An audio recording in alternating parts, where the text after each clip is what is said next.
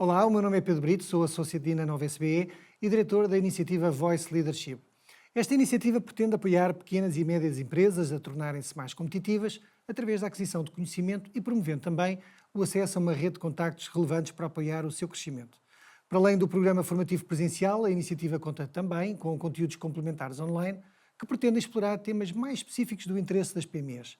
Hoje temos connosco Paula Freitas, com experiência na área financeira, nomeadamente na gestão de investimentos e gestão de risco.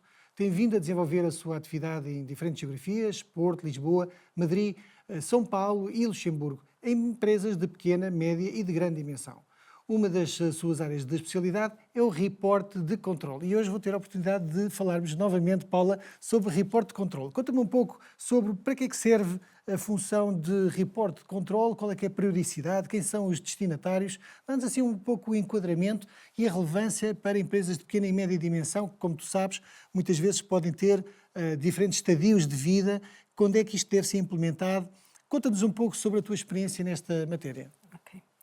O reporte de controle serve duas grandes funções, diria eu. Serve a função da gestão corrente e da gestão estratégica.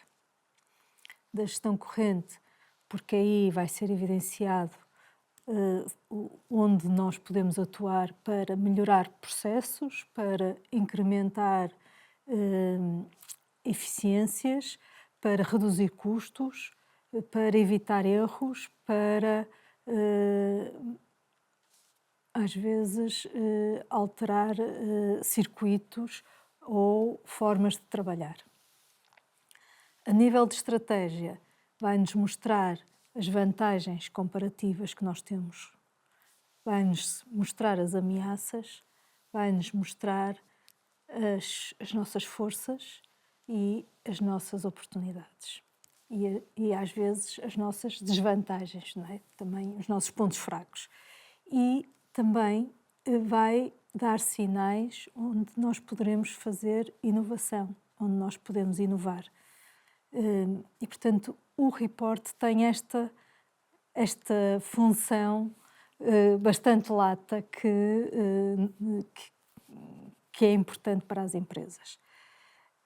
Claro que se uma empresa for muito pequenina e o seu controle for de forma...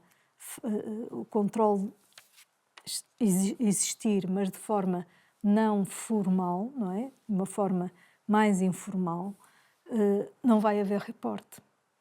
Mas isso não significa que não se leve para as reuniões da direção os assuntos que estariam no reporte. Por exemplo, não é? Temas que tu achas que uma pequena e média empresa devem trazer com regularidade para reuniões de direção, dos gestores da empresa? Algum problema detectado que foi detectado de forma informal e que exige um pensar da sua resolução de uma forma mais global, tem que ir à reunião de direção. Mas tu achas que existe algum relatório tipo, algum report tipo, indicadores? Sim, Vamos imaginar que eu sou uma PME, existe há um ano e agora quero profissionalizar mais a minha organização. Como é que eu começo? Eu diria que os relatórios de controle são personalizados e intransmissíveis, no sentido que cada empresa tem que criar o seu relatório de controle, os seus relatórios de controle, porque cada empresa tem uma forma de trabalhar diferente das outras. E tem objetivos diferentes, e tem estratégias diferentes, e, portanto, basta estas três componentes, que já não são poucas, que é o que distingue as empresas umas das outras, para automaticamente implicar sistemas de controle diferentes, reportes diferentes, porque o reporte vai ter que conter o quê? Os indicadores-chave que foram identificados no sistema de controle. Mas que tipo de indicadores? Ajuda-me. Eu tenho uma empresa... Vamos voltar ao exemplo dos parafusos. Vamos outra vez.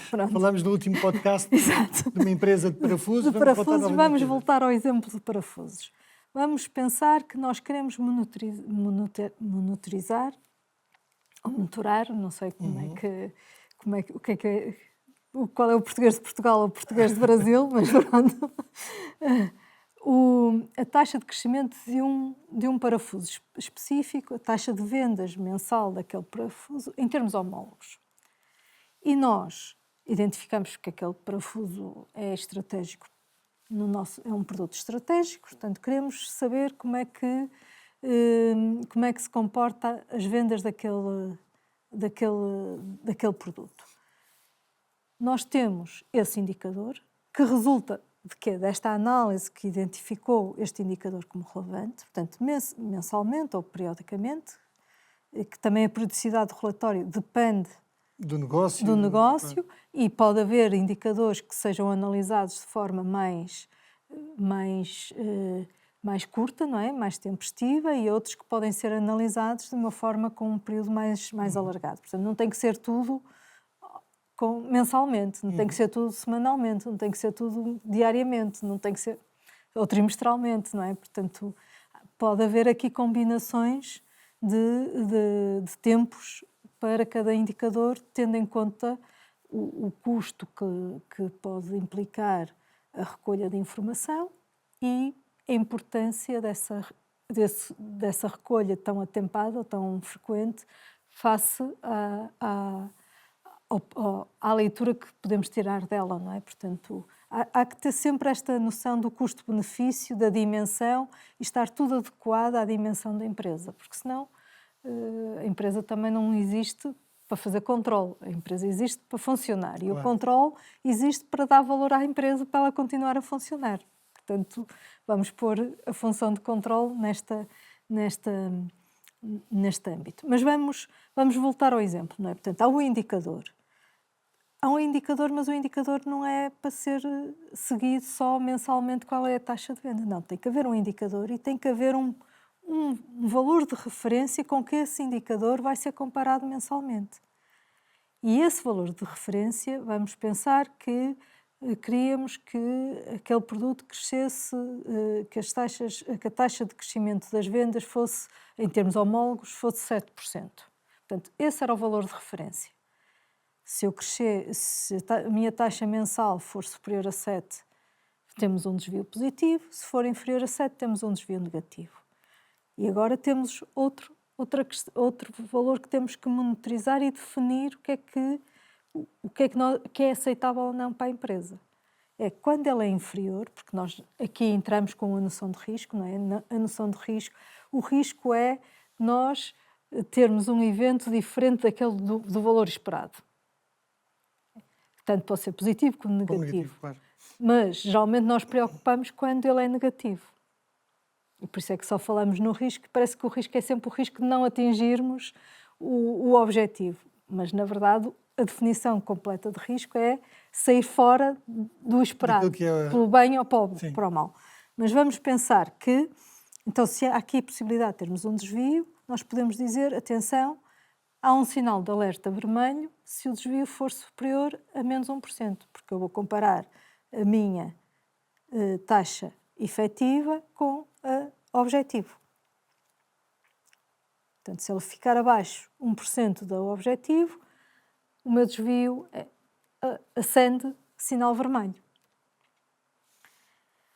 E temos aqui já 3 coisas, não é? Temos um indicador que é definido, que naquilo que eu chamo em termos metodológicos pelo sistema bottom-up, portanto de baixo para cima, que foi definido na construção do sistema de controle, e depois temos aqui duas fronteiras, digamos assim, não é? 2 valores de referência de fronteira, que quem define tem que ser a administração, porque tem a ver com o apetite ao risco. Que é o valor de referência? Que é o valor de referência e o nível de alerta do desvio, quando é que fica alerta vermelho no desvio. Portanto, tem a ver com o apetite ao risco da empresa e a tolerância ao risco. Deixa-me aqui partilhar aquilo que eu já capturei, para tu depois poderes complementar com aquilo que consideres relevante no tema que nos traz aqui hoje, que é reporte de controle. O reporte de controle tem duas grandes funções, tinhas mencionado no início, tem uma função mais de gestão corrente e depois uma de gestão estratégica. No que diz respeito à gestão corrente, é onde podemos melhorar os processos, a eficiência, reduzir os custos, evitar erros, também identificar novas formas de trabalhar, como diferentes indicadores e periodicidade. Depois existe a gestão estratégica, não é? Podemos ter aqui um reporte de controle mais numa perspectiva estratégica, onde podemos identificar vantagens competitivas. Por um lado, as nossas forças e as nossas oportunidades, mas também os pontos fracos e aquilo que podem ser potencialmente ameaças. Depois conversámos um pouco sobre aquilo que significa, eu estava a desafiar aqui um pouco a tentar perceber, talvez até a provocar, então, mas qual é que é o template, não é? Qual é o tipo de relatório? E tu referiste muito bem que cada PME é uma PME. A dimensão, a natureza do seu negócio, os seus objetivos, a sua estratégia e, portanto, os relatórios têm que ser personalizáveis e não transmissíveis, como tu tinhas referido, porque, de facto, as empresas são muito diferentes. E, portanto, os indicadores-chave também são eles diferentes. É evidente que os indicadores financeiros podem se assemelhar muito em termos de métricas, mas depois os indicadores de controle do negócio podem ser muitíssimo diferentes, porque a natureza do negócio, ou o próprio negócio em si, pode ser diferente.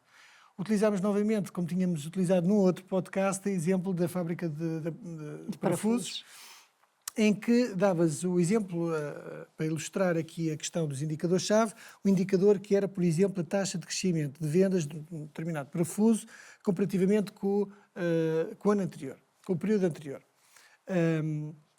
E pode existir uma identificação de um valor de referência. O valor de referência pode ser a taxa de crescimento, pode estar nos 7%, que está intimamente ligado com aquilo que é o apetite de risco, muitas vezes definido pela administração. Não. Então. A taxa de 7%, esse nível de referência tem que estar associado com os objetivos estratégicos. Que é definido pela administração. Sim. Pronto, é isso. Mas o apetite de risco é o desvio. O apetite de risco é o desvio... É quando nós não atingimos os 7%. E não atingimos. E não atingimos. Imagine que nós, neste mês, nós tivemos 6, ou 5,5. Abaixo do valor de referência. Abaixo do valor de referência, que era 1%. Não é? Que era 7%. Vamos lá ver. O indicador foi 5,5%, o valor de referência era 7%, portanto o desvio é 1,5%. Uhum. E nós tínhamos dito que se o desvio for superior a menos 1, portanto que foi menos 1,5%, não é? Se for superior a menos 1, acende uma luz vermelha. Este menos 1 é que está ligado, portanto, o desvio, face ao valor de referência, é que está ligado com o apetite ao risco. Que é, na prática, quanto é que a organização está disposta a arriscar. A arriscar, exatamente. É? Portanto, isto tem a ver com a capacidade financeira da empresa, não é? Para todos os efeitos, de assumir risco, de assumir perdas que não são desejadas. Se for amarelo, eu queria imaginar, se for amarelo, que é um desvio abaixo de meio ponto percentual, significaria o quê do ponto de vista do apetite de risco? Está mais próximo do valor de referência, portanto é menor apetite ao risco? Seria atenção, podemos vir a ter aqui um problema. No outro temos um problema. Neste tema, nós não falámos, mas há uma ligação muito grande também ao tema dos cenários, que é um tema que vamos falar também no Voice Leadership, que é quando utilizamos aqui as cores, não é? As cores têm uma ligação muito forte aos semáforos. Sim. O verde, vamos imaginar que está no valor de referência ou acima, o amarelo está ligeiramente abaixo e o vermelho está bastante abaixo do valor de referência. Uma das coisas que nós sugerimos muitas vezes nas nossas formações, em particular também no vosso leadership, é se estiver abaixo do valor de referência, neste caso em particular, qual é o cenário? Qual é o plano de atuação? Qual é que é o plano que vai mitigar esse desvio? Portanto, qual é que é a tua percepção sobre o papel do report de controle nessa perspectiva também? Ter um plano perante o desvio daquilo que é o valor de referência. O controle, portanto, que quando apresenta o relatório de risco, tem que fazer a análise do porquê deste desvio. E essa análise vai dizer qual é a causa. Onde é que esteve a causa? E conforme a causa, que aqui, neste caso dos parafusos, poderia ser comercial, no processo produtivo ou na entrega do produto, quer dizer, assim à partida só, não é? Ainda pode haver muito mais outras causas, mas podia ser, Num determinado momento não da se cadeia de conseguiu valor. vender, não se conseguiu produzir, ou produziu-se e não se conseguiu entregar. E, portanto, não foi registada a venda porque ela não foi distribuída, não é? Portanto, só à partida temos aqui 3 áreas envolvidas em que podem contribuir para a causa para este desvio, acima do que seria tolerado. Portanto, essa função de ir investigar e analisar onde é que está a causa é feita pelo controle. Mas do ponto de vista do plano de correção, No plano de vista do plano de correção, o controle pode fazer sugestões, mas tem que ser muitas vezes, a maior parte das vezes, como envolve outras áreas, tem que ser uma decisão conjunta de gestão e, portanto, por isso é que se leva à direção e a direção é que vai...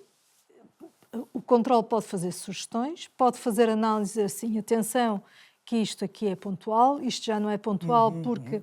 Já aconteceu no mês anterior? Já vínhamos a ver que desde o início do ano o desvio era de 0,5% e, portanto, não acionava nada e agora piorou e, portanto, isto deixou de ser uma coisa, não é uma coisa pontual, é uma coisa já um pouco mais estrutural. Portanto, é bom olharmos para isto e a causa para esse desvio foi sempre a mesma, porque às vezes pode não ser, não é? Então vamos olhar, pode dar sugestões, mas o importante é apurar a causa e averiguar a amplitude da causa. E também pode fazer simulações de cenários, como referiste, não é? Pode dizer o impacto é este, nos outros anteriores era este, se isto continuar a piorar o impacto é daquele, ou então se mudarmos isto aqui, se calhar passamos a ter já não corrermos tanto risco, ou pronto, pode fazer cenários e quantificar. E atenção, quando eu digo quantificar, nós temos a tendência de achar que que o custo todo se reduz financeiramente de imediato. Há muitos custos, por exemplo, o custo de reputação é um custo que não se materializa financeiramente de imediato, no sentido em que nós não deixamos de receber do fornecedor, mas a prazo vai haver uma perda de valor, de certeza, não é? Portanto, atenção que quando nós falamos de custo, estamos a falar de custo pode não ser financeiro e não financeiro, mais amplo. Paula, antes de terminarmos, queres deixar uma palavra para todos os gestores de PMEs relativamente a esta matéria, porque se quiséssemos sumarizar com uma dica, uma mensagem, aquilo que é mais importante no que diz respeito a este tema de report de controle, o que é que tu deixarias como mensagem final?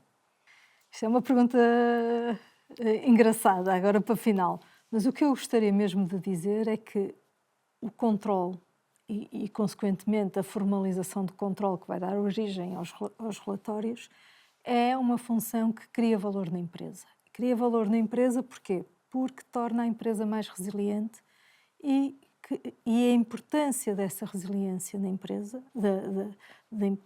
cria flexibilidade de reação em cenários adversos. Conhece tão bem, ao longo do tempo, vai-se conhecendo as fragilidades e os pontos fortes da empresa que facilmente se consegue reajustar a empresa a novas realidades.